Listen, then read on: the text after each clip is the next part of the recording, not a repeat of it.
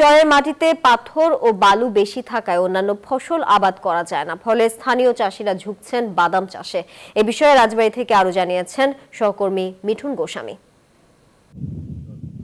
ধন্যবাদ। রাজবাড়ী জেলার যে 5টি উপজেলা রয়েছে তার 4 উপজেলার উপর দিয়েই কিন্তু এই পদ্মা নদী প্রবাহিত হয়েছে। আর পদ্মার চরাঞ্চল জুড়ে এই সময়টিতে কিন্তু বাদামের আবাদ হয়ে থাকে। যেহেতু এই সময়টি অন্য ফসল আসলে এই চরে হয় না, তার কারণে কিন্তু কৃষকরা, এই চরাঞ্চলের কৃষকরাই বাদামের আবাদ করে থাকে। আমরা এই মুহূর্তে পাংশার হাবাসপুর চরে আছি। সেই হাবাসপুর চরে কিন্তু একটি বাদামের খেতে আছি।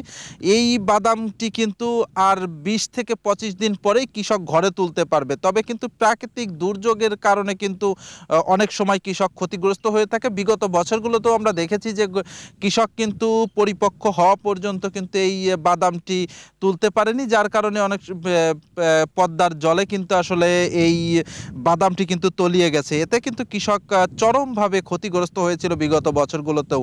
আমরা ইতিমধ্যেই কিন্তু কৃষি বিভাগের সঙ্গেও কথা বলেছি। কৃষি বিভাগ আমাদেরকে জানিয়েছে যে তারা কিন্তু কৃষকদের, এই বাদাম যেসব চাষ হয় সেই কৃষকদের কিন্তু তারা বারবারই নানান ধরনের পরামর্শ দিয়ে থাকে।